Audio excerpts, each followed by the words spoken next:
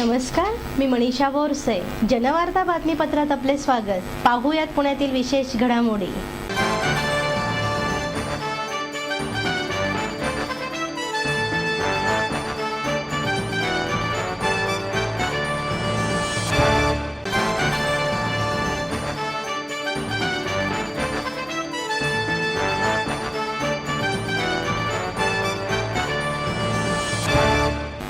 Sassoon रुग्णालयातील विविध विभागातील नूतनीकरणाचे लोकार्पण मुख्यमंत्री देवेंद्र फडणवीस यांच्या उपस्थितीत संपन्न झाला.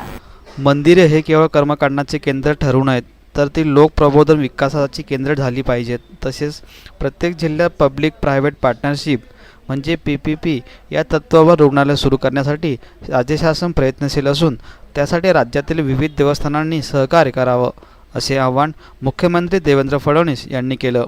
श्रीमंत दगडूशेठ हलवाई सार्वजनिक गणपती ट्रस्टतर्फे जय गणेश रुग्णसेवा अभियानाअंतर्गत ससून सर्वोपचार रुग्णालयात रुग्णांच्या नातेवाईकांकरता विश्रांतीगृह, स्त्रीरोग व प्रसूतीशास्त्र विभागाचे नूतनीकरण करण्यात आलं.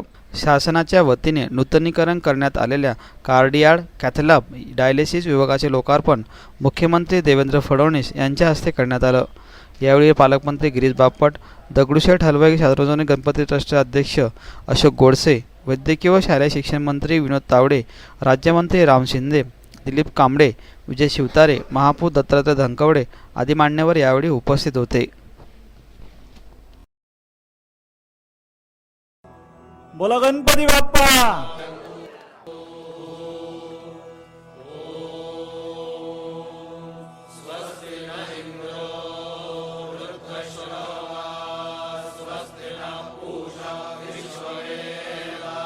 मंत्राव रासने यांनी करा अशी मी त्यांना विनंती करतो.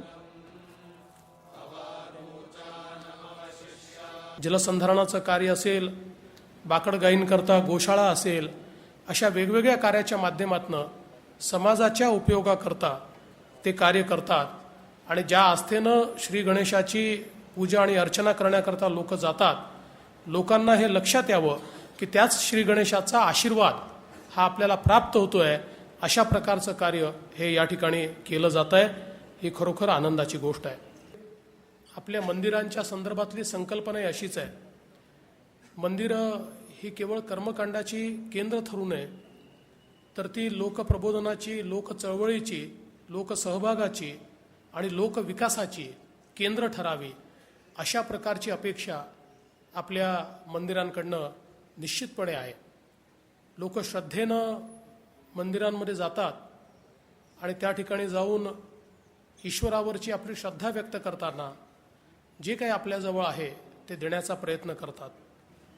आणि अशातनं मंदिरांकडे, ट्रस्टकडे जो काही पैसा जमा होतो, तो पैसा त्याच समाजाला परत करण्याचं हे जे काम आहे, मला असं वाटतं की एक प्रकारे आपले जनतेकडनं आलेले पैसे हे प्रसाद, ईश्वराच्या प्रसादाच्या रूपानं जनतेच्याच कार्याकरता पुन्हा परत करण्याचं काम हे श्रीमंत दगडूशेठ हलवाई गणपती ट्रस्टनं या ठिकाणी केलं आहे.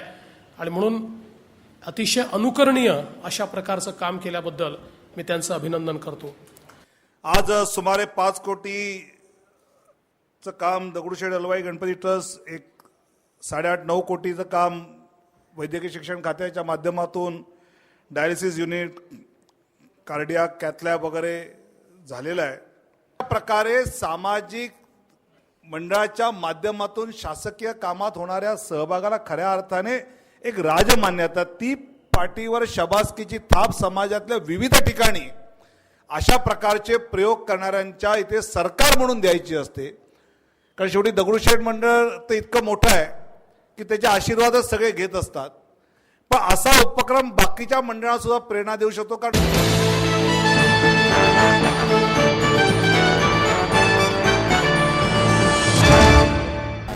पुणे शहराच्या सुरक्षिततेसाठी उभारण्यात आलेल्या CCTV यंत्रणाचे उद्घाटन मुख्यमंत्री देवेंद्र फडणवीस यांच्या हस्ते करण्यात आले. सुरक्षितेच्या दृष्टीने जागतिक दर्जाची CCTV यंत्रणा उभारणारे पुणे शहर हे देशातील पहिलं शहर आहे. त्यामुळे सार्वजनिक ठिकाणच्या गुन्ह्यांना आळा बसण्यास आणि गुन्हे उघडकीस करण्यास याची मदत नक्कीच होणार आहे. खऱ्या अर्थाने पुण्यात स्मार्ट पोलिंग सुरू होईल असा विश्वास मुख्यमंत्री देवेंद्र फडणवीस यांनी व्यक्त केला. शहरातील मागील 4 वर्षांमध्ये झालेल्या बॉम्बस्फोटाच्या घटनांनंतर राज्य शासनाने सुरक्षिततेच्या दृष्टीने CCTV यंत्रणा उभारण्याचा निर्णय घेतला होता. या प्रकल्पाचे काम नुकतेच पूर्ण झाले असून याचे उद्घाटन मुख्यमंत्री देवेंद्र फडणवीस यांच्या हस्ते करण्यात आलं. या निमित्ताने आयोजित कार्यक्रमास पालकमंत्री गिरीश बापट, जलसंपदा राज्यमंत्री विजय शिवतारे, राज्यमंत्री दिलीप कांबळे, राम शिंदे, खासदार अनिल शिरोडे, विभागीय आयुक्त S. चोंगलिंग, जिल्हाधिकारी सौरभ राव, महानगरपालिकेचे आयुक्त कुणाल कुमार, महापौर दत्तात्रय धनकवडे, पोलीस आयुक्त KK पाठक आदी मान्यवर उपस्थित होते. मुख्यमंत्री देवेंद्र फडणवीस यांनी स्वतः CCTV कॅमेऱ्यांची पाहणी केली.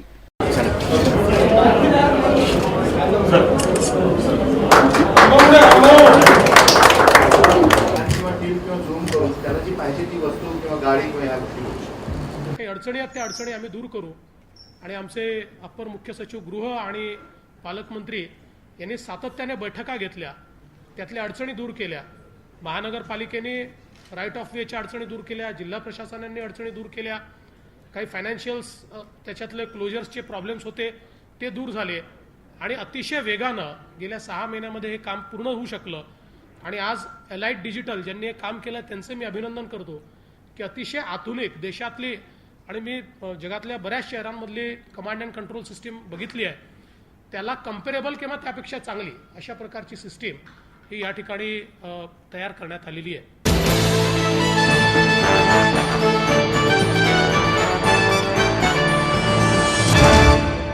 आपलं स्वप्न, आपलं मन, आपलं स्वतःचं घर हेच खरं धन. समृद्ध जीवन पार्क सादर करत आहे 140 फ्लॅट्सची एक प्रशस्त गृह योजना. कात्रज कोंढवा रोडवर बिबवेवाडीपासून फक्त 2 किलोमीटर अंतरावर आपल्या आर्थिक गणितात बसणारे 1 व 2 BHK फ्लॅट्स. तब्बल 3 मजली पार्किंग सह ऐस गार्डन, क्लब हाऊस आणि इतर सुविधांनी सुसज्ज. बुकिंग साठी संपर्क 9850937373 9850947373. समृद्ध जीवन, नांदी सौभाग्याची, सुरुवात प्रगतीची.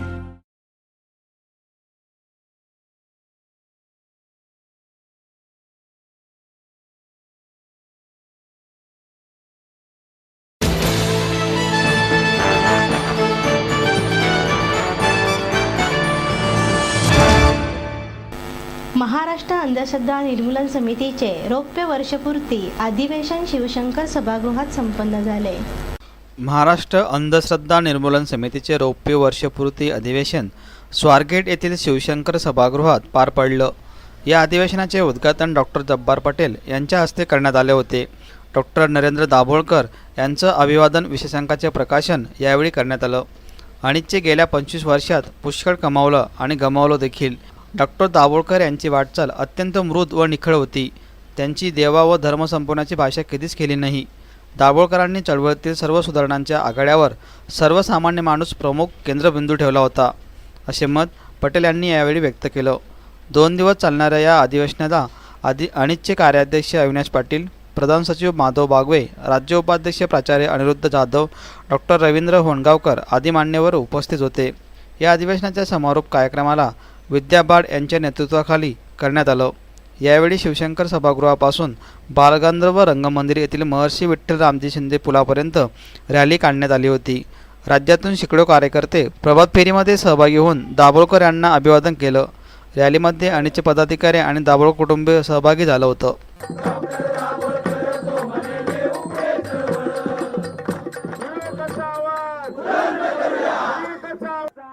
आपल्याला नियोजित पूर्ण करायचं आहे, यशस्वीपणे पूर्ण करायचं आहे. 300 पेक्षा जास्त शाखांमधनं आलेल्या माझ्या सगळ्या ही लढाई पुढे नेणार आहोत असं आवाहन आणि सतत जागवायची आहे, कायम ठेवायची आहे. आपण कधीही हे विसरू शकत नाही आपल्या आयुष्यात. आज क्रांती दिनाला अंधश्रद्धा निर्मूलन समितीचे महाराष्ट्राचे 35 जिल्ह्यामधले 1000 पेक्षा जास्त कार्यकर्ते ज्या ठिकाणी डॉक्टर नरेंद्र दाभोळकरांवरती गोळ्या झाडून त्यांचा खून करण्यात आला त्या ठिकाणी त्यांना अभिवादन करण्यासाठी आलेले आहेत. त्या मारेकऱ्यांना, त्यांच्या गोळ्यांना हेच आमचं विवेकी विचाराचं उत्तर आहे.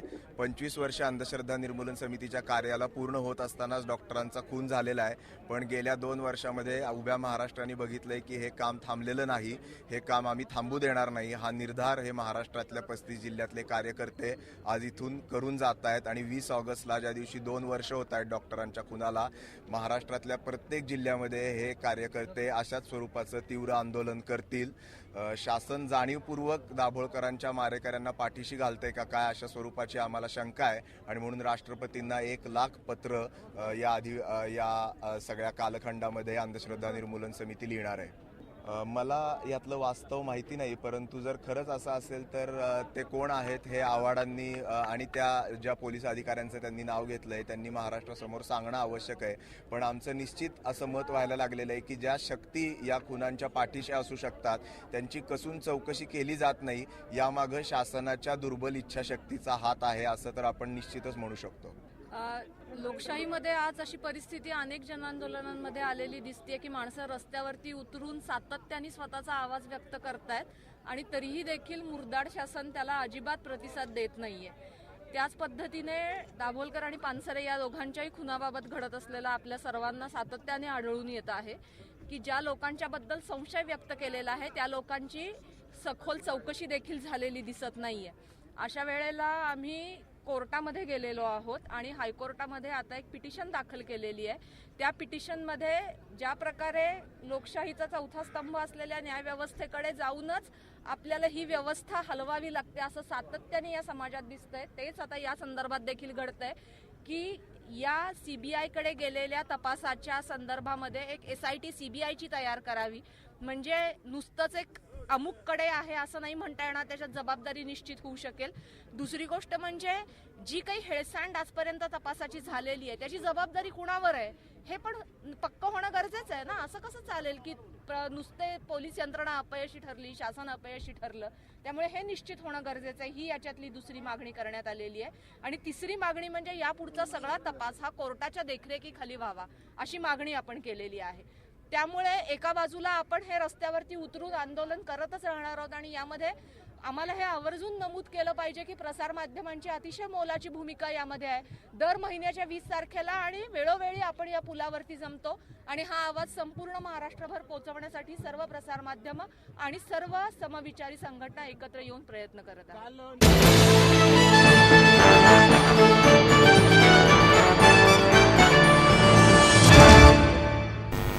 राष्ट्रवादी काँग्रेस पक्षाच्या युवक आघाडी प्रदेशाध्यक्षपदी उमेश पाटील यांना काढण्यावरून नाशिक जिल्हा युवक अध्यक्ष आणि उपाध्यक्ष यांनी अंगावर रॉकेल ओतून पेटवून घेण्याचा प्रयत्न केला.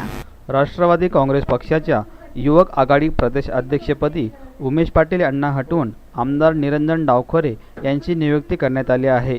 या नियुक्तीवरून युवकांमध्ये तीव्र नाराजी असल्याचे दिसून आले. पुण्यातील निसर्ग मंगल कार्यालयात झालेल्या सभासद नोंदणी अभियानाच्या बैठकीत ही नाराजी उघडकीस आली. नाशिक जिल्हा युवक अध्यक्ष व उपाध्यक्ष यांनी विधानसभेचे माजी आमदार अध्यक्ष दिलीप वळसे पाटील यांच्यासमोर अंगावर रॉकेल ओतून पेटवून घेण्याचा प्रयत्न केला. या दोघांना ताबडतोब कार्यकर्त्यांनी पोलिसांच्या ताब्यात दिलं. या प्रकरणामुळे कार्यक्रमात एकच गोंधळ उडाला. दरम्यान नाशिकच्या जिल्हाध्यक्षांची तडकाफडकी पदावरून हकालपट्टी करण्यात आल्याची घोषणा वळसे पाटील यांनी करून प्रदेशाध्यक्ष पदाच्या नियुक्तीवरील वादावर पडदा टाकण्याचा प्रयत्न केला. राष्ट्रवादी काँग्रेसचे राष्ट्रीय अध्यक्ष शरद पवार यांच्या अमृत महोत्सवी वर्षानिमित्त जिल्हा राष्ट्रवादी काँग्रेस युवक आघाडीच्या वतीने सभासद नोंदणी अभियान राबवण्यात आलं. यावेळी अध्यक्ष दिलीप वळसे पाटील, जिल्हाध्यक्ष जलेंद्र कामठे, युवक प्रदेशाध्यक्ष आमदार निरंजन डावखरे उपस्थित होते. या बैठकीला सन्माननीय वळसे पाटील साहेब आणि अजितदादा उपस्थित त्या ठिकाणी राहणार होते. त्या वळसे पाटील साहेब आले, अजितदादांची तब्येत खराब झाल्यामुळे ते येऊ शकले नाहीत. त्या बैठकीमध्ये एका कार्यकर्त्याने स्वतःला पेटवून घ्यायचा प्रयत्न केला, ही गोष्ट खरी आहे. परंतु आमच्या पक्षामध्ये, पक्षाच्या शिस्तीमध्ये अशा पद्धतीचं वागणं हे बिलकुल प्रशस्त नाही आहे आणि ते मान्य देखील नाही. आम्ही ताबडतोब त्याला पक्षातून काढून टाकलेला आहे. राहिला प्रश्न कार्यकर्त्यांच्या अशा पद्धतीच्या भावना व्यक्त करण्याचा, राष्ट्रवादी काँग्रेस पक्षामध्ये असं आत्तापर्यंत कधीही कुठल्याही निर्णयाच्या बाबतीमध्ये पक्षाने जो निर्णय दिला तो मान्य करण्याची प्रथा आहे, पद्धत आहे. आणि मी स्वतः वैयक्तिक पातळीवर युवक राष्ट्रवादी पदाच्या अध्यक्षपदाच्या जबाबदारीतून मला मुक्त केल्यानंतर मी त्याच्यावर अजिबात नाराज नाही. मला पक्षाने, आदरणीय पवार साहेबांनी पूर्ण कालखंड मला दिला.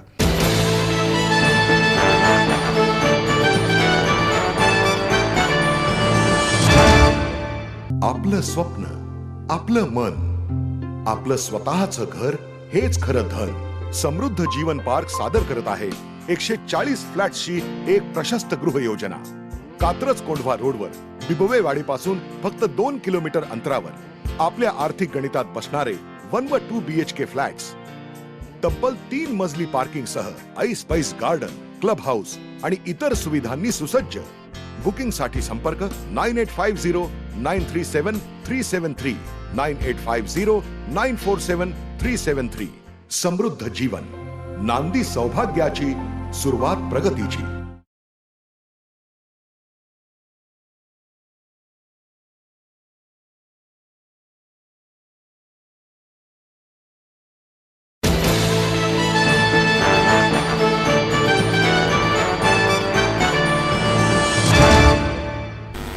छत्रपती शिवाजी महाराज बदनामी विरुद्ध कृती समितीच्या वतीने लाल महालात शिवसन्मान जागर महिला परिषद आयोजित करण्यात आली होती.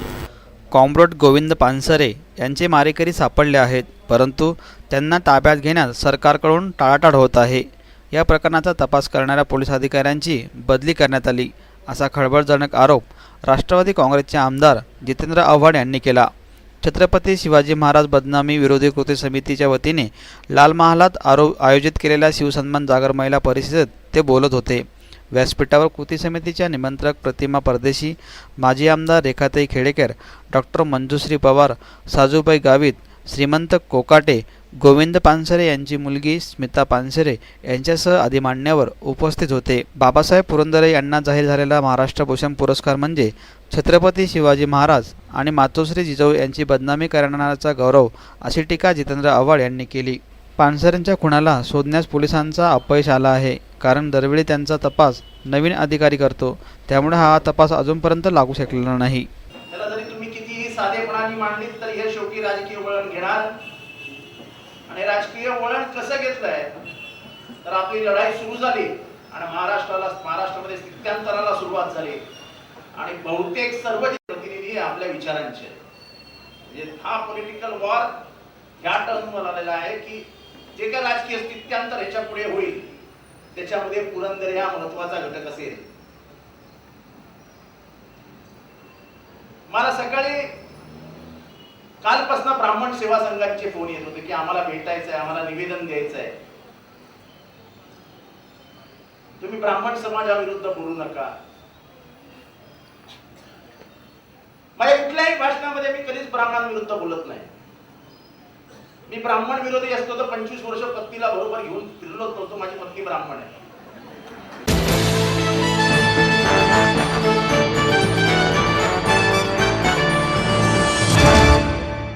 अण्णाभाऊ साठे स्मारक संस्थेच्या वतीने नकुसाबाईंची गाणी या पुस्तकाचे प्रकाशन कवी म. भा. चव्हाण यांच्या हस्ते करण्यात आले. अण्णाभाऊ साठे स्मारक संस्थेच्या वतीने नकुसाबाई लोखंडे यांच्या नकुसाबाईंची गाणी या पुस्तकाचे प्रकाशन कवी म. भा. चव्हाण यांच्या हस्ते करण्यात आले. या पुरुषांच्या हुकुमशाहीला आसबाई मातीत गाडावं, वर्ण पायानं तुडवावं असे थेट आवाहन या काव्य पुस्तकातून करण्यात आले आहे. अडाणी असूनही विवेकवादी विचार नकुसाबाई यांच्या शब्दांची धार ही महाराष्ट्र साहित्य परिषदेत विवेकवादाचा जागर करत होती. अनेक साहित्य कवयित्रींना शह देणारी गाणी या काव्य पुस्तकात मांडण्यात आली आहेत. अध्यक्षीय स्थानी ज्येष्ठ समाजवादी नेते भाई वैद्य होते, तसेच उपायुक्त ज्ञानेश्वर मुळीक, दादासाहेब सोनवणे, कवी म. भा. चव्हाण आदी मान्यवर उपस्थित होते. गुलामीची करून द्या जाणीवन, त्याची बाई करू नका किव, या पुरुषांच्या हुकुमशाहीला असं बाय मातीत गाडाव, मातीत गाडाव, वर्ण पायन तुडवाव, मातीत गाडाव, वर्ण पायन तुडवाव, या पुरुषांच्या हुकुमशाहीला असं बाय मातीत गाडाव. काही मला कसे ओळखलं किंवा मी कसं हे करलं, तर आम्ही एका कार्यक्रमामध्ये पुणे महानगरपालिकेचा कामगारांचा युनियनचा कार्यक्रम होता, श्रमिक भवन. तिथं बाईंनी एका कार्यक्रमावर बसलो की बाईंना सहज आपली ओळख करून दिली. बाई मी ज्ञानेश्वर बाबा तुम्हाला कोण ओळखत नाही म्हणे, मराठा सेवा करायचं काम करतात किंवा बऱ्याच कार्यक्रमाला येतात, बरोबर असतो. बाईंचे आशीर्वाद आम्हाला मिळत असतात की त्या झोपडपट्टीतल्या बहिणाबाई, झोपडपट्टी आता मुखर व्हायला लागली. झोपडपट्टी आता विलोप व्हायला लागले. याचं प्रत्यंतर आज नकुसाबाईंच्या कवितेतून आपल्याला पाहायला मिळालं. त्याचा विकास होतो, इत्यादी बोलत्या होत आहेत, गात्या होत आहेत, लिहित्या होत आहेत, हे पाहून मला फार आनंद वाटतो. आज नकुसाबाईंचं की गाणी हे पुस्तक त्याचं प्रकाशन आणि ते पवारांच्या हस्ते झालं, याचा मला फार आनंद.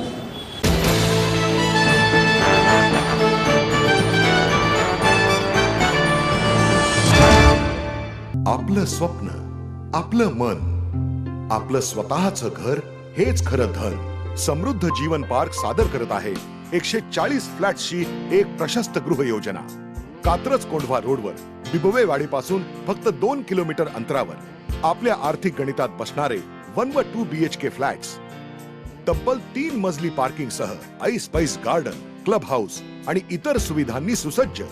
बुकिंग साठी संपर्क 9850937373 9850947373. समृद्ध जीवन, नांदी सौभाग्याची, सुरुवात प्रगतीची.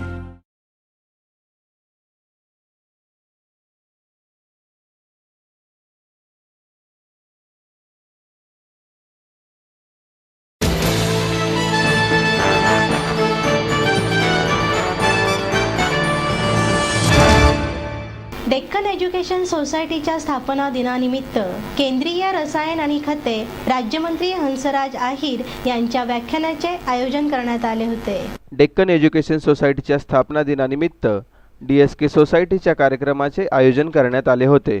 यावेळी केंद्रीय रसायन व खते राज्यमंत्री हंसराज आहिर उपस्थित होते. स्वातंत्र्यानंतरही शिक्षित युवक बेरोजगार राहिला आहे, हे शैक्षणिक संस्थांचे अपयशच म्हणावे लागेल. तरुणांना रोजगाराची गरज असून स्वयंरोजगार व नोकरी मिळाली तरच मेक इन इंडिया साध्य होईल. म्हणूनच शैक्षणिक संस्थांवर रोजगाराभिमुख शिक्षण वेळ आली आहे, असे मत यावेळी आहिर यांनी व्यक्त केले आहे. या कार्यक्रमाचे आयोजन फर्ग्युसन महाविद्यालयात करण्यात आले होते. खासदार अमर साबळे, DESचे उपाध्यक्ष श्रीकांत बापट, कृष्णकांत कुदळे, संस्थेच्या परिषद व नियामक मंडळाचे अध्यक्ष डॉक्टर अजित पटवर्धन, उपाध्यक्ष विकास काकतकर, प्राचार्य डॉक्टर रवींद्र सिंह परदेशी आदी मान्यवर उपस्थित होते. दुबई येथे झालेल्या ओपन वॉटर कॉम्पिटिशनमध्ये 10 ते 12 वर्षांमध्ये लाल बाल पाल त्यांना खूप टाळ्या वाजल्या लोकांनी. लाला लाजपत राय आणि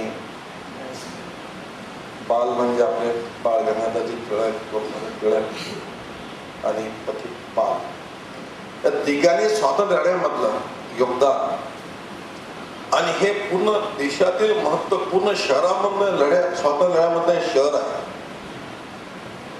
हे पुसता येणार नाही कोणाला.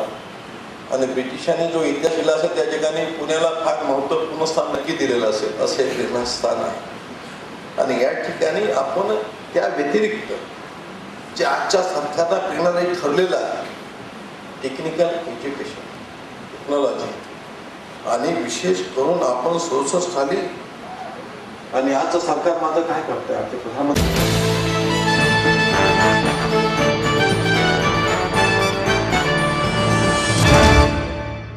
लहुजी क्रांती दलाच्या वतीने विविध मागण्यांसाठी धरणे आंदोलन करण्यात आले. लहुजी क्रांती दलाच्या वतीने महाराष्ट्र राज्य शिक्षक व शिक्षकेतर कर्मचारी आघाडी पुणे शहर व जिल्हातर्फे भव्य 1 दिवसीय धरणे आंदोलन करण्यात आले होते. शाळांतील शिक्षक व शिक्षकेतर कर्मचारी हे प्रातिनिधिक स्वरूपात वर्षानुवर्षे प्रलंबित असणाऱ्या व मनमानी कारभार सर्व कर्मचाऱ्यांवर अन्याय करणाऱ्या संस्था संस्थापक व त्यांना पाठीशी घालणाऱ्या शिक्षक विभागातील संचालक, विभागीय उपसंचालक, शिक्षणाधिकारी यांच्या विरोधात जोग प्रशाला मयूर कॉलनी येथे करण्यात आला होता. संस्था चालकांच्या अन्यायी व मनमानी पद्धतीने करण्यात येणाऱ्या कारभाराविरुद्ध हे आंदोलन केले होते. तसेच विविध मागण्यांसाठी महाराष्ट्रातील खाजगी शाळातील कर्मचारी विनिमय अधिनियम 1977 यांची नियमावली 1981 मधील तरतुदीच्या प्रभावी अंमलबजावणी त्वरित करावी, असेही यावेळी आंदोलनात सांगण्यात आले. संस्थापक सुरेश पवार, महाराष्ट्र राज्य प्रवक्ता सुनील मोरे, पुणे शहर प्रमुख शिक्षक व शिक्षकेतर कर्मचारी आघाडीचे नरेश चव्हाण आदी मान्यवर यावेळी उपस्थित होते. या सरकारने आम्हाला फॅसिलिटीज दिलेल्या आहेत, त्याला अनुसरूनच आम्ही आमच्या मागण्या मान्य कराव्यात याच्यासाठी हे आंदोलन आम्ही करत आहोत. आणि पहिलं आंदोलन जे आमच्या शिक्षकेतर कर्मचाऱ्यांनी 97 साली केलं ते दबवण्यात आलं. त्याच्यानंतर 2002 साली आम्ही परत प्राथमिक शिक्षक एकत्र येऊन हे आंदोलन केलं, MOU केलं. ते MOU सुद्धा दडपण्यात आलं आणि त्याच्यामध्ये त्यांनी आम्हाला असं म्हटलं होतं की जे कर्मचारी तुमचे शासकीय ह्याच्यामध्ये बसतात नियमात त्यांना सरकारी वेतन श्रेणी देण्यात यावी असं MOU करून सुद्धा त्या MOUला त्यांनी पानं पुसली. त्यावेळेस दिवसापासून मी ट्रेंड शिक्षक म्हणून इथे आहे. जे अनट्रेंड होते त्यांना 6 वर्षाचा अवधी त्यांनी ट्रेनिंगसाठी दिला होता आणि तेही त्यांनी पाळलेलं नाही. त्याच्यानंतर आम्हाला ही पाळी इथपर्यंत रस्त्यावर येण्याची ह्या मॅनेजमेंटमुळे आलेली आहे की हे पगार देतात त्याचा चार्ट आम्ही इथे लावलेला आहे की एखादी साधी भांडीवाली सुद्धा ह्याच्यापेक्षा जास्त पैसे कमवत असेल म्हणजे आता आम्ही मला वाटतं आमच्या डिग्रीच्या सुरनळ्या कराव्यात आणि आम्ही भांडी घासायला लोकांच्या घरी जावं का काय असं आम्हाला आता वाटायला लागलंय.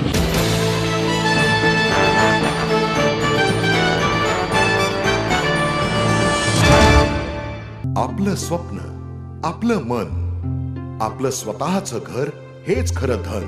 समृद्ध जीवन पार्क सादर करत आहे 140 फ्लॅट्सची एक प्रशस्त गृह योजना. कात्रज कोंढवा रोडवर बिबवेवाडीपासून फक्त 2 किलोमीटर अंतरावर आपल्या आर्थिक गणितात बसणारे 1 व 2 BHK फ्लॅट्स. तब्बल 3 मजली पार्किंग सह ऐस पैस गार्डन, क्लब हाऊस आणि इतर सुविधांनी सुसज्ज. बुकिंग साठी संपर्क 9850937373 9850947373. समृद्ध जीवन, नांदी सौभाग्याची, सुरुवात प्रगतीची.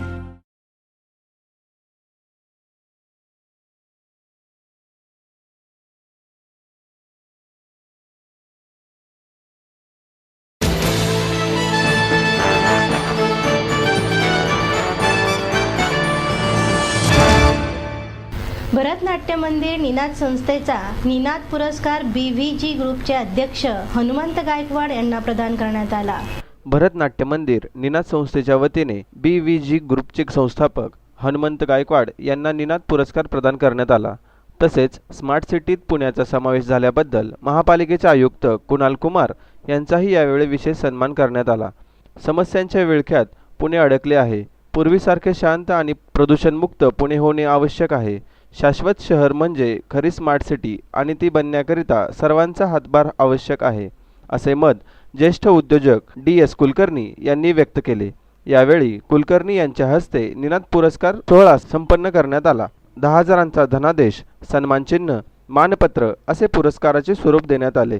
DRDOचे संचालक अनिल दातार, संस्थेचे अध्यक्ष उदय जोशी, माजी नगरसेविका शुभदा जोशी, डॉक्टर शैलेंद्र गुजर आदी मान्यवर उपस्थित होते.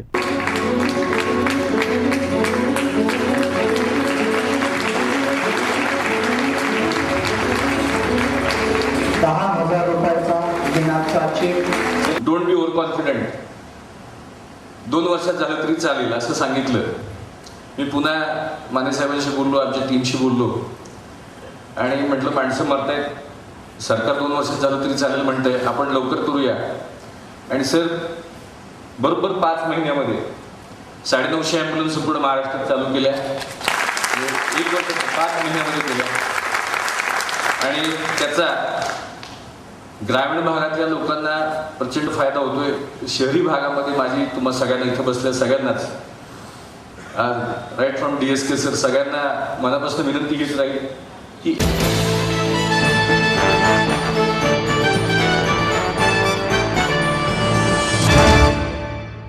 याचबरोबर जनवार्ता बातमीपत्र संपले. उद्या पुन्हा भेटू याच वेळी. नमस्कार.